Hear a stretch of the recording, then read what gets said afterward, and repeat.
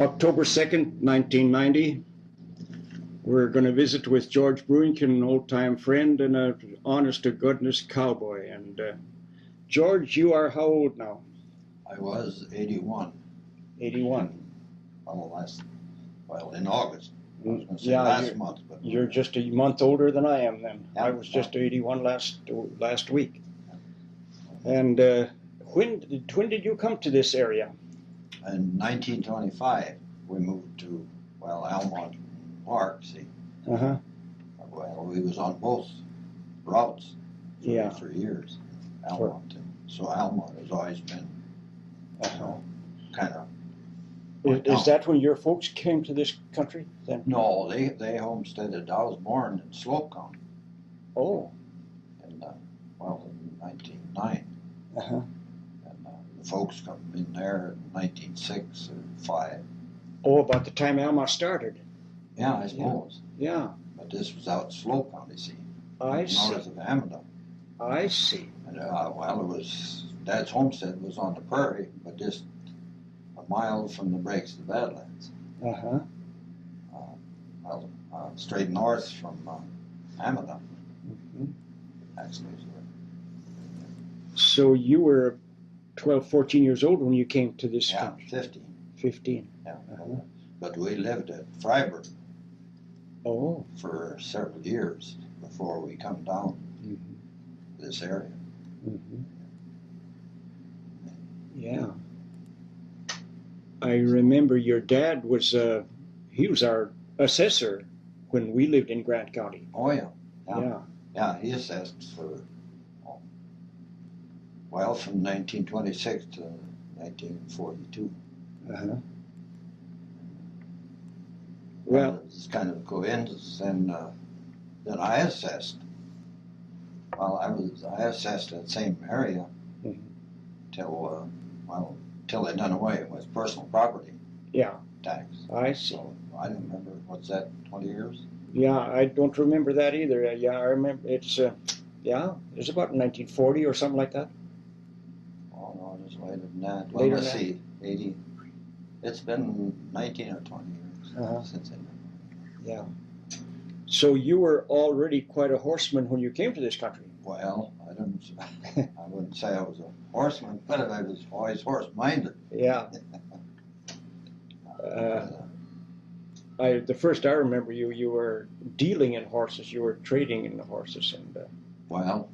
Yeah, I always did. Not before I come down here, really. It was after I come down here. Yeah. I kind of got into that. Well, I'm sure you have stories of interest that you could tell if you can think of something that. I don't know. Looking back, it don't seem like. No. But there is different things that happened that I often wish that if a person could have had a movie. Right. Of kind of freak things right. that happened. Yeah. Now we have the video cameras, and they are a great invention. But there's so many times things happen. Well, it was a little bit out of the ordinary. Mm-hmm. Yeah, if you can relate to some of them, that'd be fine. Well, one thing that I often think of, you've heard of Wally Anderson talk about old Muddy, a horse that he raised. Uh-huh. And I always wanted that horse. And but Wally, I could never deal with him until the horse was getting up in years. He must have been 15 years old. Well, I finally traded for him. Well, I traded the horse to him. But he was just a fighting, rid-running, bunch-quitting bugger, And, he run out there in I call it that winter horse range. Uh-huh. The old Albert Anderson place. Oh, I see, yeah. In that country. Yeah. Antelope. Yeah. And he just got so he was just a bunch quitter, And he never did get over. We rode him quite a bit, but he was a striking, fighting bugger, But if he wanted to cover ground, he was a good horse. He'd get on. Mm-hmm. And, but I guess we owned him 2 or 3 times. trade him off. Get him back. But anyway, in 1936, that was the last good horse markets for broke horses, work horses. And we had him. And, I remember we had him running on a pasture. There was no corrals, so we run the bunch into a neighbor's. Well, he didn't have a decent corral. We'd had to get him in the barn. And he just had barbed wire. And if you crowded him, why, that wouldn't hold him. So we lined up machinery, a rake and stuff, kind of a V into the barn. And, but we couldn't get him in the barn. He'd just run right over, to run right through you. So I was riding a little paint stallion that I got from Ingalls. Mm-hmm. And, but he was just a small, I think he weighed over 850, 900. Well, I was kind of afraid to rope him off than this little horse. So I thought it'd be safer to be on the ground. So we got him back in that V. And so I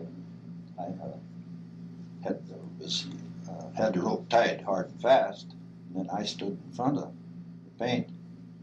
And when he come by, I was lucky enough to get him, but he hit, wide open.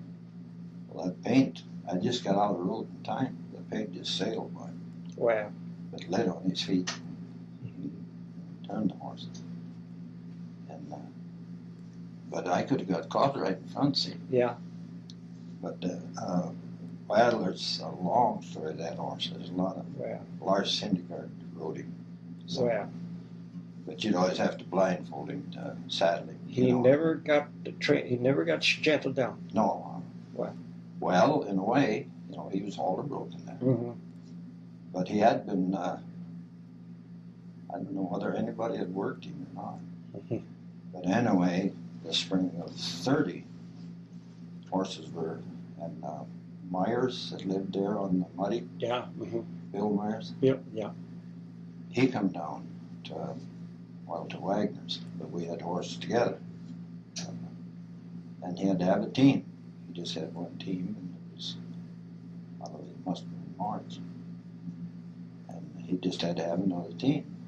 Well, we'd sold down, didn't have much, just odds and ends. But he said we had to let him have a team, some kind of a team. Well, Bill could work anything. He didn't pretend to be a cowboy or anything, but he could sure. So finally I told him, well, I knew he could handle Muddy, but he wouldn't dare turn him loose. And I had a good little gray mare, a good mare, but a little age on her. So I told him we'd sell him a team. Well, he didn't have any money, but he was getting a soldier's bonus. You remember one? Yeah. They got, and so, he'd walk down there 10, 12. Yeah, sure. That's quite a ways. And then he walked home, and then he come back the next day with his team and wagon and got him. And, but he worked him all spring. He got his crop in. But then when fall come, that was a terrible thing. Well, there was no crop at all. So, but anyway, he got his soldier's bonus, like all of us, so it just didn't reach. Mm. Well, then Bill left, and his family went to Montana. So I told her, I suppose we ought to go and at least get that gray mare, because bank and different ones were looking for something to get a bulldog. So I went up and got the mare, but I didn't try to catch Muddy. But I knew that nobody would get a hold of him because he was hard to grab. So he run till spring. Well, in the spring I said, well, I better go get him. So I went up, but the Muddy was up, and he was on the west side there in the pasture with this other team. But I had to go clear up to Windlands now. Yeah. To cross the bridge Yeah. and get around. Mm-hmm. But I stopped at Wally's on the way up. Had dinner. And Wally knew I was going to Muddy. Muddy said, how in the world are you going to get him? Or are you going to corral him? Well, I don't know. I get around there because I could see him as I went up there, so across the creek. So I rode down in there, and in this pasture, the old bio went around, just a bio, and then the fence come close to that. It wasn't a cutback, but it was trees all around in that Mm-hmm. dry bio. Mm-hmm. But the snow had blowed off in the field in there. So right in that narrow place was, and a little to the south was a big snowdrift. Well, I rode through there as I got around there. So there was a track through there, see, but a horse had to just plunge through the snowdrift. Well, I was riding that old Jack horse. Do you remember him, a gray horse? An old bronc horse. I don't remember. But he was as good a bronc horse as anybody I ever owned. But I was riding with just a Hackamore halter. And I just had this one catch rope. But as I eased around him, I thought, well, maybe I can get him to go through there. These other horses would lead. Maybe I could get a shot at him when he got into that deep snow. I would still be out here where it was good to go on. So the team went on through, started through. And then he kind of hesitated till they was a little ways in there, and then he started through. Well, I come in just wide open and a big farmer's loop. And when I come in so fast, when I throwed the loop, that big loop, Muddy was jumping, lunging to get in that snow, and he jumped right into the loop. And I couldn't jerk slack, see, because I was just coming too fast. So I had him around the belly.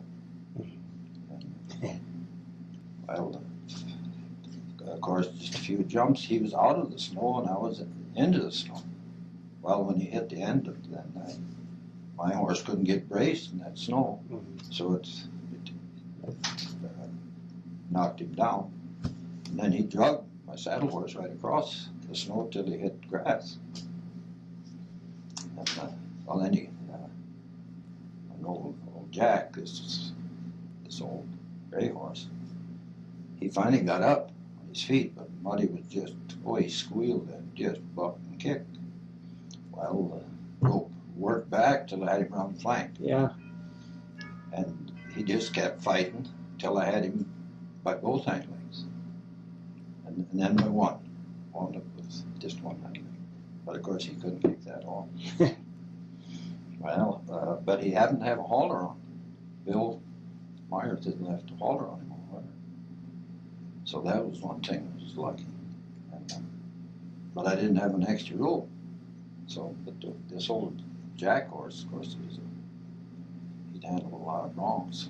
So I took the halter off of him and used that rope and worked up in front. Muddy and got it in his halter and got my jacket on him, got him blindfolded. And I finally worked around, but it pulled the saddle off to the side, an old Jack, but I got that straightened up. Then, well, it took me half an hour, I guess, to get that wet rope off of that one hind foot. I had to get a branch of a tree. Yeah. But if a person could have had a picture that. Yeah, right. That was quite an experience. Yeah, he must have been quite a horse. Yeah, well, that bunch that run back there, well, it was Benny Ringham and Albert had horses running back there yet. Roy Cunningham.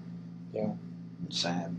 There was a lot of horses running back in that country. Yeah, there was open range. When did the open range take an end. Well, I don't think that come to an end till in the 40s. Yeah, I believe, see, when we were out there in Grant County, we turned our horses loose in the fall of the year. So it was in the late 40s, Yeah, I think. it had to be in the 40s because I remember her was telling about it, but I was out west then. And his horses run, I was in 40, well, we come back in 44, so this was in 43, but it was right in that time when it was the end of. When did you start rodeoing? Well, I don't know. I started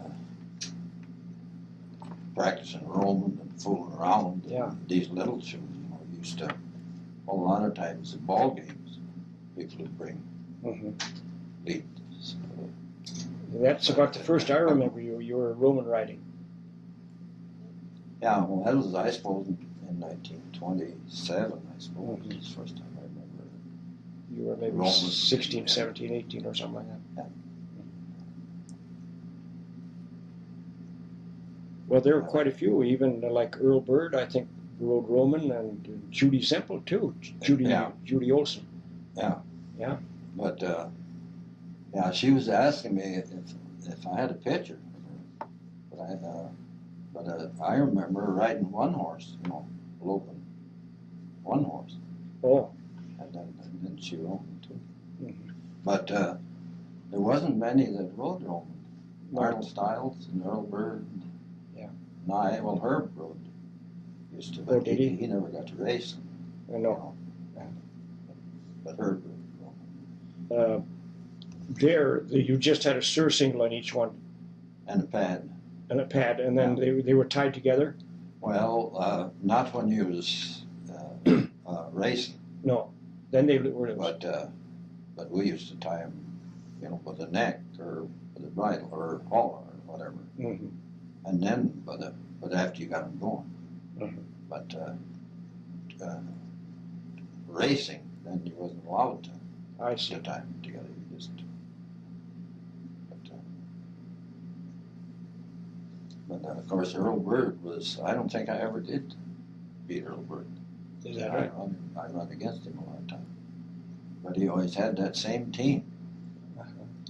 And, well, they just worked like one, And of course, Earl was a real athletic. Mm-hmm. And, so he was awful hard to beat. Mm-hmm. But I had teams that I could beat him with, but then wasn't hauling that many horses. So there wasn't enough in the Roman, so we was running them another races. So I just put together two horses. Mm-hmm.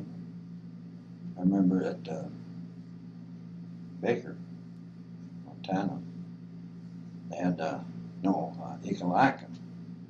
They had Roman, but they had to have 3 teams before they would have the race. Oh, yeah. Well, that was one of Earl's meal tickets. He was Roman, and that in relay. And so he said, "Well, you gotta enter, so they'll have a race." So there was a outfit that trailed in there with a relay string, and well, they raised thoroughbreds and run thoroughbreds, but these horses, they're saddle horses that they rode. Was have thoroughbred. So they said, "Well, why don't you take a couple of them horses?" So the day before the races, I put 2 of them together. I remember Chestnut and her own horse, that good broke horse, and so I practiced them for quite a while. But I'd just bring them up the finish line and jump them out. And then when I got to the first bend, I'd pull them up and go back and score them again. Well, that was a mistake, because when we got in the race, I don't remember if the Earl got the jump on me or not, but it would have been a real close race. But when we got that first bend, they pulled up, because that's what I'd been doing. Sure. Well, by the time I got him hooked up, I still got second. I think this other guy, and this other guy was George. What was that? Bronc rider from Montana. Not Defender. No, from Montana. He was the world champion. George. Well, anyway, it was his brother. Was the third, and I guess he had trouble too. See, so I did. Sure. I did run second. But Earl was about as good a hand, and he was a guy that always used his head. Mm-hmm. You know, so many times, you know, if you don't, you mess up because it wasn't. Because at that same, I think that was the same time. The relay. Well, it rained just a little bit, and that's gumbo country, you know. And there was 3 or 4 strings, relay strings. And on our second horses, the second horse, it was 3-horse relay. Earl, I think, was leading me, which is awful. But anyway, on this curve, it had rained just enough so it was slippery on top. And if you held out away from the railing, it wasn't so bad. But if you got in a little too close, it sloped a little bit. Well, I got in a little too close, and the horse slipped and down he went. Mm-hmm. And I can remember getting up after he fell on the saddle. The cinch come loose in the saddle. Mm-hmm. When the horse got up, I can remember it was just like a dream. And the hair, you know, it wasn't bleeding, but you know when the horse is, you can see it's kind of red.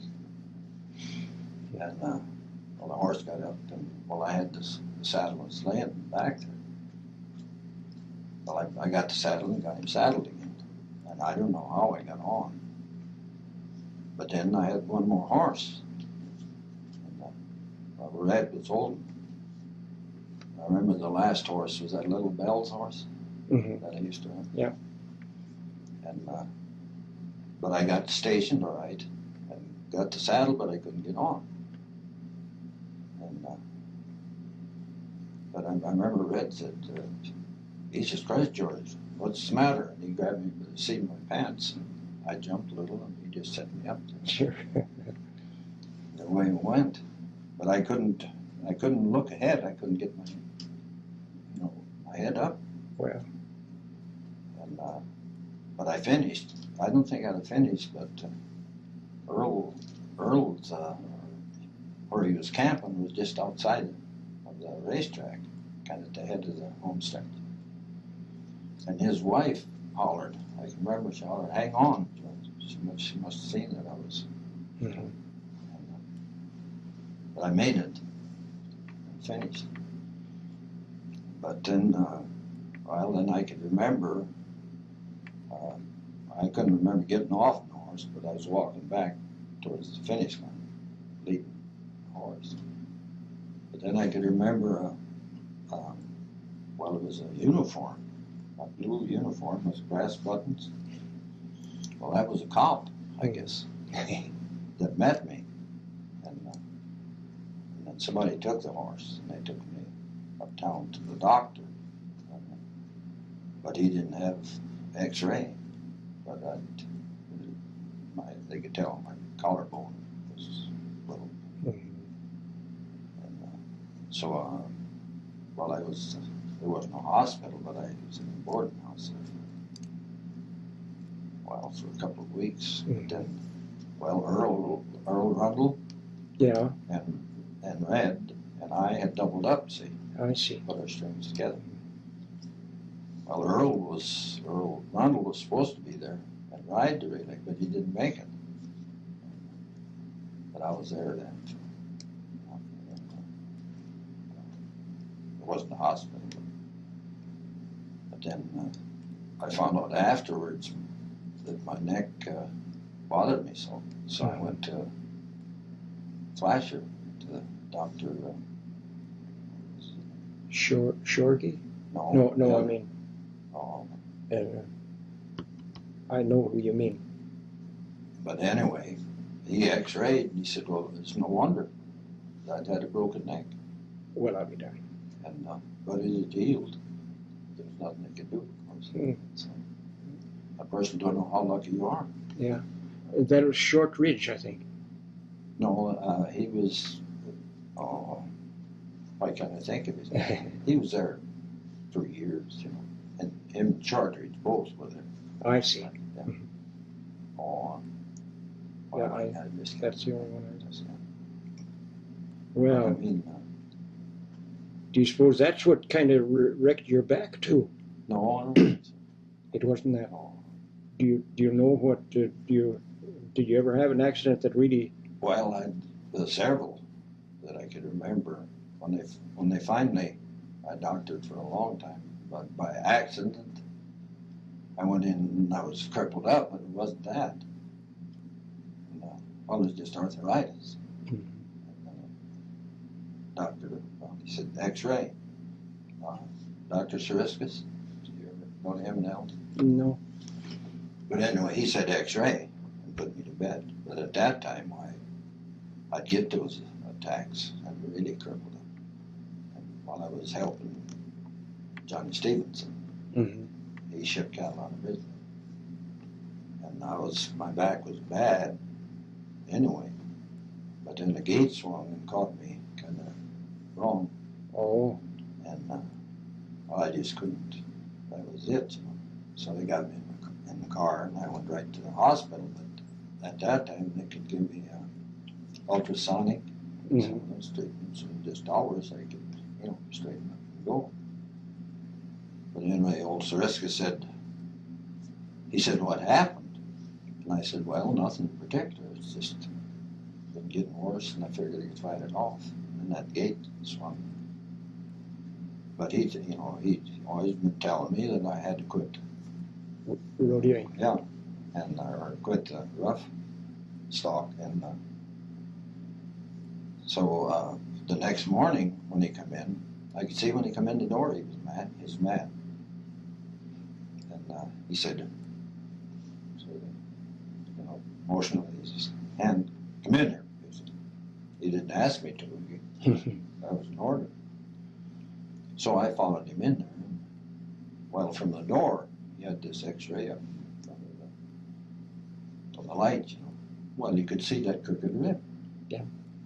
And I don't know, there was dozens of X-rays taken, and they had never shown that crooked rib. And well, anyway, I said that must be here, and I motioned to my lower back. And I said that must be that floating rib. No, that wasn't the right word to use. And he corrected me. But anyway, he said, well, now we got proof that it ain't just in your head. So he said, well, that don't amount to it. We can just cut it out.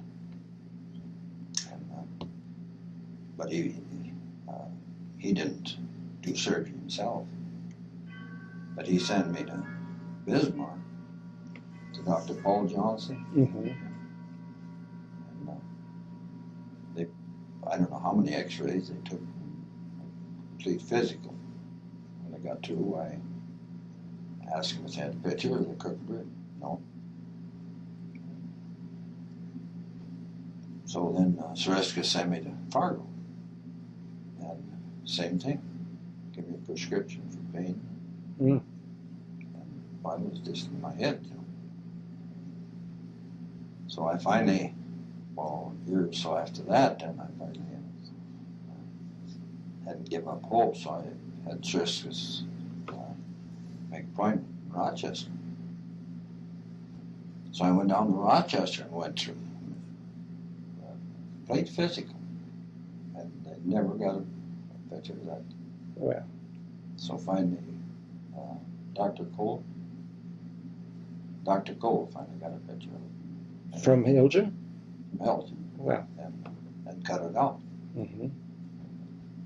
But why? With all those X-rays in that many places. Why Well, not? I'll be darned. So, well, they'd even sent me to a psychiatrist a couple of times. They thought it was in your head. Yeah.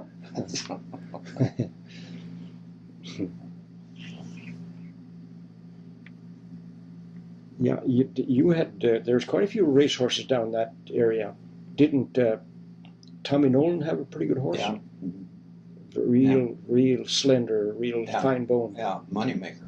That's Yeah, Wally wound up with that horse. Oh. At the last there,